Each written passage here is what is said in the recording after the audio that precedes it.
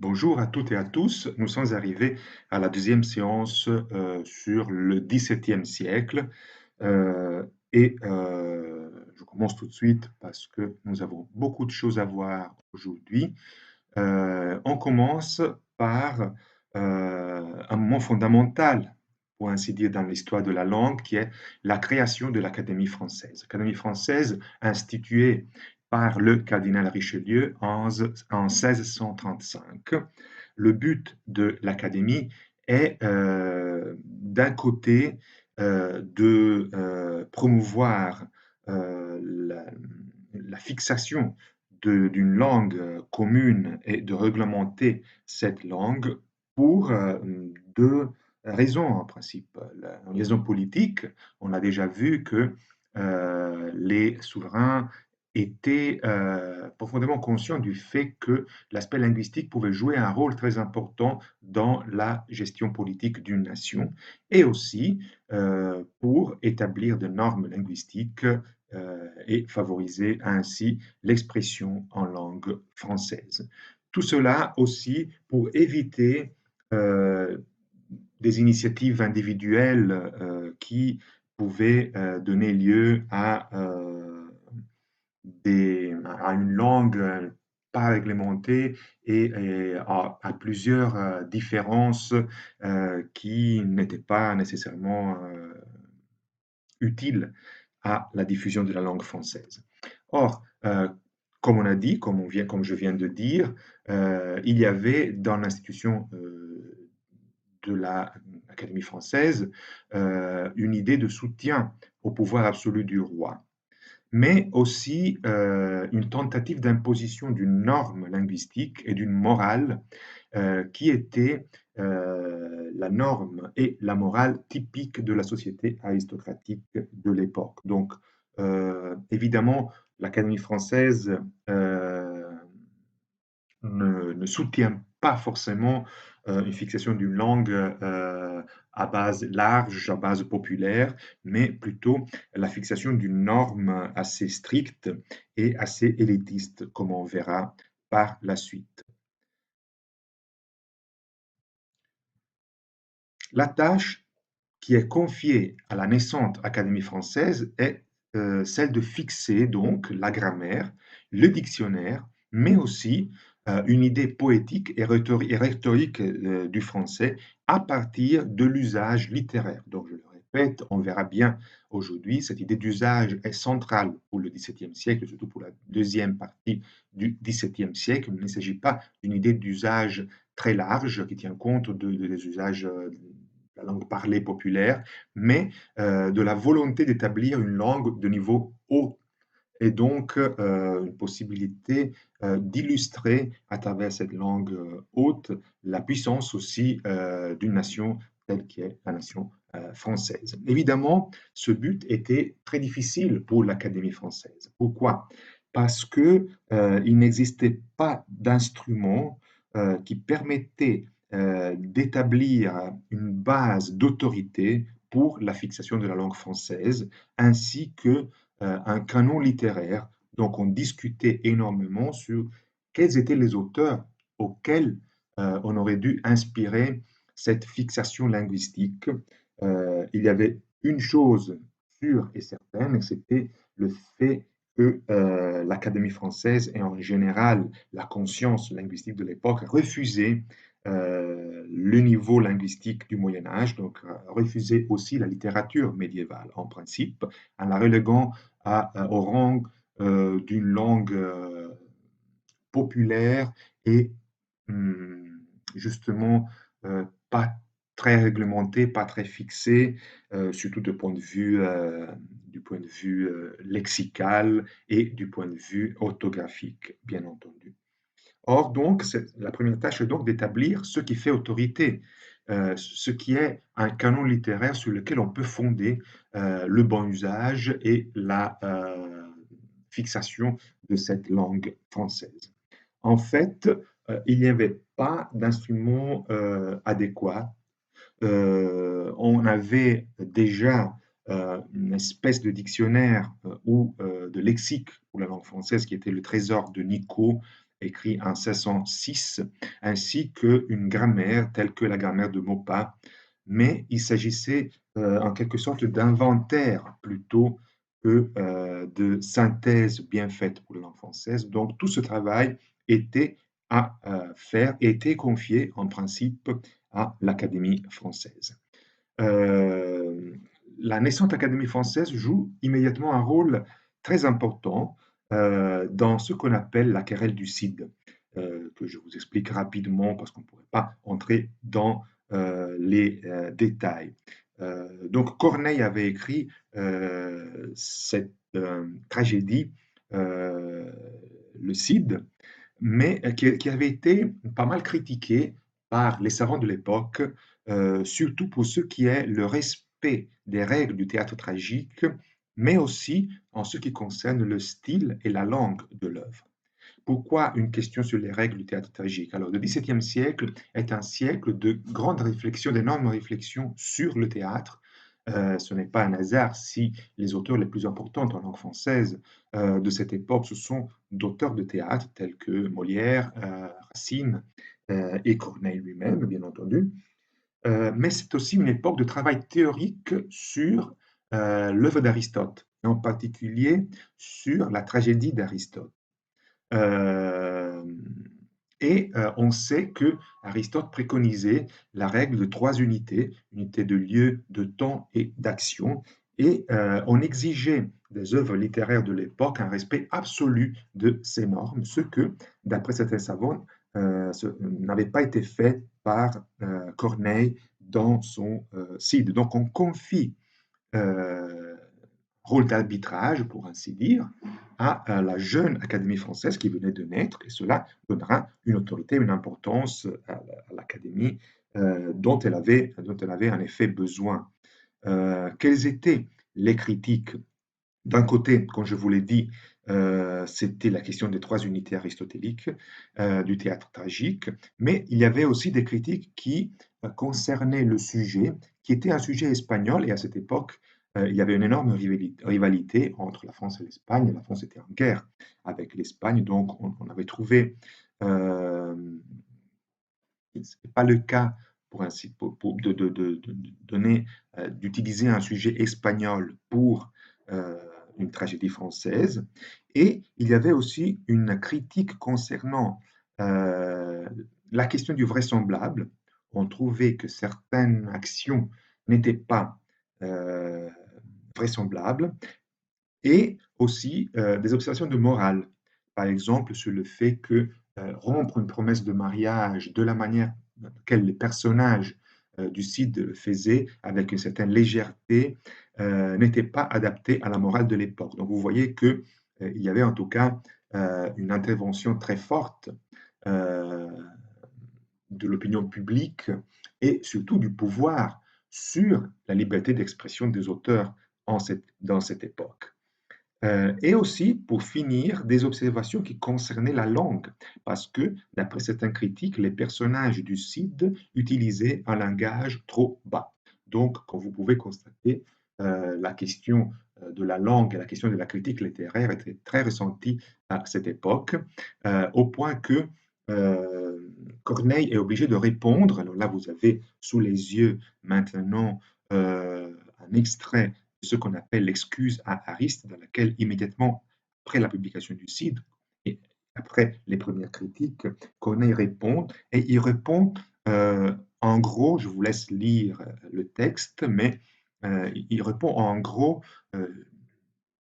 en disant que l'auteur doit être libre, que la muse artistique doit être libre et doit pouvoir fixer ses lois. Donc au début, la réaction de Corneille est une réaction qui essaie de défendre sa liberté en tant qu'auteur.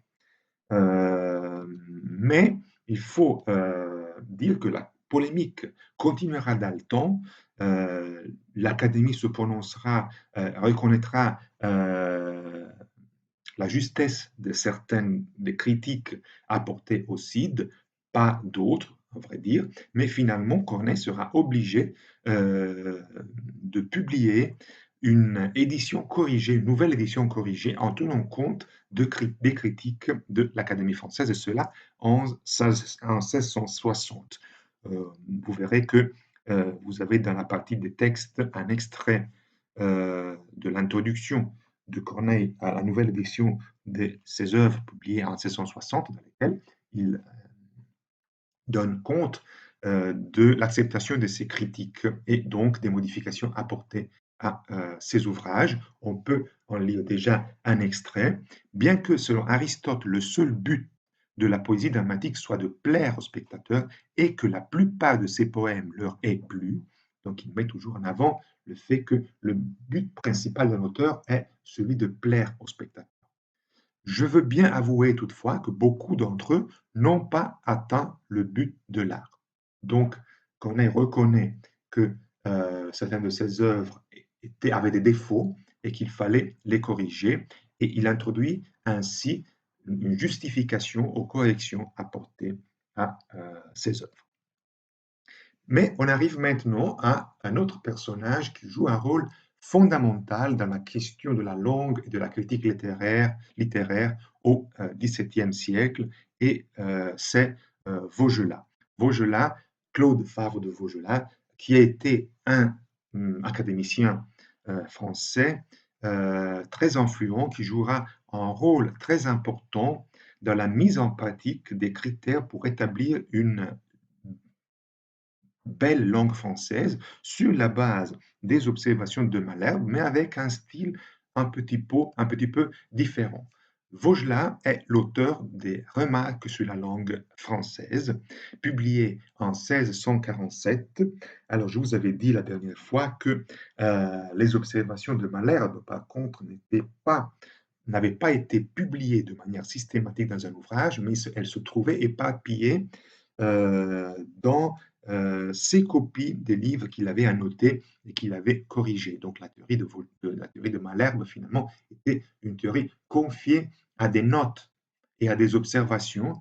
Vaugelas, par contre, publie ses annotations et ses observations sur la langue française, mais il s'agit tout de même d'un ouvrage qui n'est pas extrêmement systématique, mais qui est composé par des fiches lexicales et phraséologiques distribuées sans un véritable ordre, fondées sur la langue orale et sur l'usage, ainsi que sur une idée d'analogie qu'on va approfondir par la suite. Donc, des remarques fondées sur l'usage. Une chose qu'il faut reconnaître à Vaugelas est d'avoir une écriture, un style très clair et extrêmement organisé, au point que sa volonté de donner une norme à la langue française résulte beaucoup plus tempérée des observations éparpillées données par Malherbe, par exemple.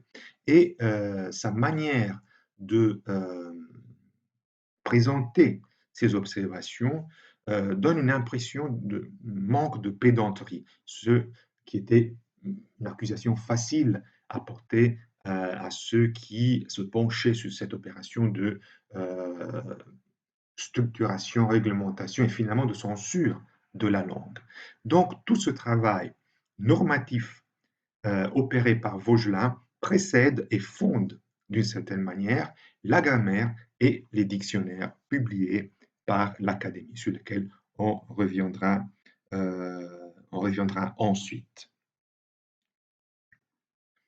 La notion fondamentale sur laquelle Vaugelas fonde ses observations sur la langue est la notion d'usage, mais pas de n'importe quel usage, il s'agit du bon usage. C'est donc la proposition d'une norme linguistique fondée sur des modèles contemporains et confiée en même temps à l'oreille du lecteur qui doit juger de la bonté de cette opération.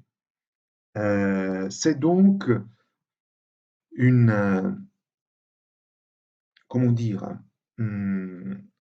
Vaugelas se fonde sur un emploi tempéré de la raison pour parvenir à une définition claire du purisme linguistique. Ouais, nous pouvons voir là la définition que Vaugelas donne du bon usage dans le préface de ses remarques. C'est la façon de parler de la plus saine partie de la cour, conformément à la façon d'écrire de la plus saine partie des auteurs du temps. Donc, je le répète, mais on reviendra sur ça quand on fera l'analyse du texte de Vaugelas, il s'agit d'une réglementation linguistique fondée sur l'usage, mais ce n'est pas une conception très large et populaire de l'usage, mais une conception assez restreinte, fondée donc sur une conception politique. Donc, c'est la meilleure partie de la cour, c'est l'entourage du prince, comme dira Vaugelas dans son texte, qui établit la norme de l'usage linguistique et surtout l'application de cette langue de la meilleure partie de la cour faite par les meilleurs auteurs de l'époque. On reviendra sur cette définition. Ce qui m'intéresse maintenant, c'est de revenir en partie sur l'idée d'analogie. L'analogie, pour Vaugelas, est un dialogue continu entre cette idée d'usage et de bon usage en particulier et la raison. Donc, ce ne doit pas être une imposition extrême fondée sur des goûts personnels, mais ce doit être un dialogue continuel entre les formes les plus employées, les plus utilisées dans la langue et une observation fondée sur la raison et en particulier sur un emploi tempéré de cette raison. Voilà ce qui est à la base de l'idée de langue de Vaugelas. Évidemment, malgré la tentative de Vaugelas de présenter cette opération de manière la plus claire et la plus systématique possible, la publication des remarques sur la langue française provoque une réaction qui relance l'hostilité d'une certaine partie euh, des savants et des auteurs littéraires contre l'esthétique malherbienne et surtout contre la censure et la limitation de la créativité des artistes et des écrivains en particulier. On trouve évidemment que la publication des remarques, et en particulier la notion de bon usage, est une réponse évidente à une exigence de simplification linguistique, mais il y a tout de même encore bien présent le risque d'une dérive restrictive et élitiste du bon usage, c'est-à-dire d'un emploi de cette idée, de cette notion uniquement conforme au pouvoir et à l'élite qui gouvernait la nation, d'un côté, et de l'autre côté, le risque d'une imposition et d'une censure qui puisse limiter la liberté des auteurs et des écrivains. La réaction à Vaugelas, donc, se révèle surtout dans la polémique entre les littéraires qui essaient de défendre leur liberté et ce qu'on appelle les remarqueurs, c'est-à-dire les grammairiens qui veulent appliquer de manière plus stricte les règles préconisées par Malherbe d'abord et par Vaugelas ensuite. Évidemment, cela comporte encore des polémiques à l'époque. Passons donc à une nouvelle phase. Vaugelas, donc on revient, on doit rester, pour ainsi dire, sur l'action très importante de Vaugelas, qui aura une influence énorme, évidemment, sur l'idée de la construction de la langue française de cette époque. Vaugelas lui-même refusait l'idée d'une grammaire en tant que fixation d'une doctrine. Et donc, c'est à ses disciples, je vous ai déjà dit qu'on appelle remarqueurs ou grammairiens, qu'il revient d'essayer de rendre enseignable, de rendre plus disponible le modèle de Vaugelas. Une première tentative dans ce sens est la tentative apportée par les grammairiens Lancelot et Arnaud dans ce qu'on appelle la grammaire de Port-Royal. Vous voyez là affiché le frontispice de cette grammaire. Il s'agit en fait de ce qu'on appelle un premier exemple de grammaire universelle. C'est-à-dire que le linguiste contemporain Noam Chomsky a défini la grammaire de Port-Royal comme la première grammaire universelle, c'est-à-dire la première grammaire qui essaye de fonder la norme grammaticale sur les principes de la logique d'Aristote. Et donc, de construire une norme grammaticale qui puisse être valable finalement pour toutes les langues. Le contexte dans lequel se fonde, donc le contexte qu'on appelle de Port-Royal, est un contexte janséniste, donc un contexte qui est éduqué aussi à une méthodologie très stricte et à une capacité d'organiser une doctrine et de l'expliquer. Voilà pourquoi c'est justement à partir de ce contexte qui a pu voir la lumière cette première tentative de fixer en doctrine les enseignements des puristes et notamment les enseignements de Vaugelas. À côté de cette tentative d'écriture grammaticale, il y a d'autres instruments qui paraissent à l'époque et qui sont extrêmement utiles pour nous montrer la pluralité des voix qui forment la polémique et le débat culturel de l'époque. Il y a par exemple en 1650 la publication du volume des origines de la langue française écrite par Gilles Ménage. Alors Gilles Ménage est un linguiste, mais il s'agit surtout d'un étymologiste, donc de quelqu'un qui essaye de construire le lexique de langue française sur la base de son étymologie et donc, il se concentre surtout sur l'aspect lexical. C'est un travail qui entre immédiatement en polémique avec le travail de l'académie, parce que l'approche euh, de Gilles Ménage est un véritable approche scientifique qui tient compte de tous les mots qui ont été produits dans la langue française et non pas seulement, il ne veut pas créer une norme d'imposition d'une certaine partie du lexique. Nous voyons là, affiché en rouge maintenant, quelques vers écrits par Gilles Ménage qui nous montrent exactement et précisément cette polémique anti-académique.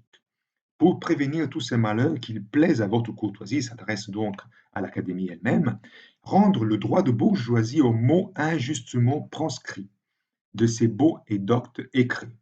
Laissez votre vocabulaire, abandonnez votre grammaire, n'innovez, ni ne faites rien en la langue, et vous ferez bien. Donc vous voyez qu'on s'adresse, le ménage, à la veille de la publication de ses origines de la langue française, s'adresse justement à l'Académie et au projet de l'Académie de fonder un vocabulaire, un dictionnaire et une grammaire. Il dit, laissez tomber, ne faites rien, et ça sera le meilleur service que vous pouvez faire à la langue française. Alors, l'instrument, de Gilles Ménage, évidemment, n'est pas dépourvu de fautes et de limites, notamment à cause de son ignorance de la phonétique historique. La fondation scientifique de la phonétique historique aura lieu, au début du 19e siècle. Donc évidemment, Ménage ne peut pas connaître les lois de la phonétique historique. Mais ce travail est tout de même utile parce qu'il introduit l'idée que pour une reconstruction étymologique et pour une meilleure compréhension de la langue française, il faut fonder sur le latin vulgaire et non pas, comme on avait fait jusqu'à ce moment, non pas prendre un modèle, le latin classique des grands auteurs, parce que la langue française est la dérivation justement du latin vulgaire et non pas du latin classique. Une chose intéressante à remarquer de cette époque, c'est que le français commence à devenir la véritable langue de la culture. On commence donc à abandonner le latin et même les philosophes et les hommes de science commencent à écrire en français même des auteurs très importants. On a là l'exemple de Descartes qui publie en 1637 son discours de la méthode entièrement en français. Il s'agit d'une de première œuvre scientifique et philosophique écrite en langue vernaculaire en abandonnant le latin. Mais à la même époque, on voit qu'aussi Newton euh, publie ses œuvres en langue anglaise et donc il abandonne le latin. Cela est très important à déterminer parce qu'on verra qu'à partir de la deuxième moitié du XVIIe siècle, grâce aussi à la montée en puissance au niveau politique de la France au niveau européen, le français deviendra la langue de la culture européenne. Il aura une diffusion énorme, je d'un prestige nouveau, et cela pendant aussi tout le XVIIIe siècle, comme on verra la prochaine fois. Je termine l'analyse de cette fiche en vous disant, en vous présentant un autre personnage dont on ne peut pas parler de manière détaillée, mais qui mérite d'être au moins mentionné. Il s'agit de Dominique Bouhours.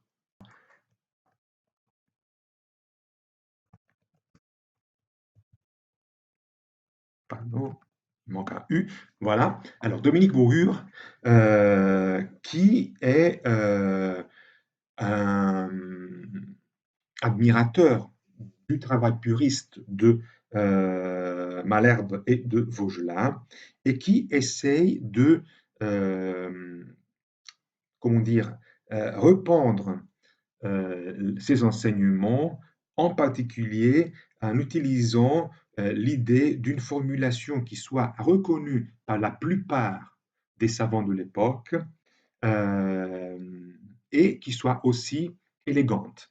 Donc, c'est l'idée de délicatesse dont parle Bourg, qui essaie de donc éliminer les aspects les plus durs de la censure puriste pour établir un nouveau critère qui sera en quelque sorte à la base de l'idée même du classicisme qui triomphera dans la deuxième partie du XVIIe siècle. Pardon. Donc, il nous reste à voir une dernière fiche pour terminer cette première partie sur l'histoire externe, et c'est-à-dire c'est la fin euh, de cette époque de réglementation linguistique. On voit dans les dernières décennies du XVIIe siècle, il s'agit d'une époque d'évolution de l'idée même du bon usage, mais finalement, c'est le triomphe de l'idée puriste du bon usage. Notamment, les auteurs les plus importants de l'époque se conforment aux grammairiens et fondent donc ce qu'on appelle la langue classique. Je parle ici notamment des plus grands auteurs de théâtre du XVIIe siècle français, tels que Corneille et Racine. On va donc vers une tentative de systématisation linguistique, grammaticale et orthographique qui manque encore. Il y a eu beaucoup d'observations puristes. On a créé une base, disons, de critères théoriques pour fonder ces instruments, mais ces instruments doivent encore être publiés et on arrive finalement en 1694 à la publication du premier dictionnaire de l'Académie française.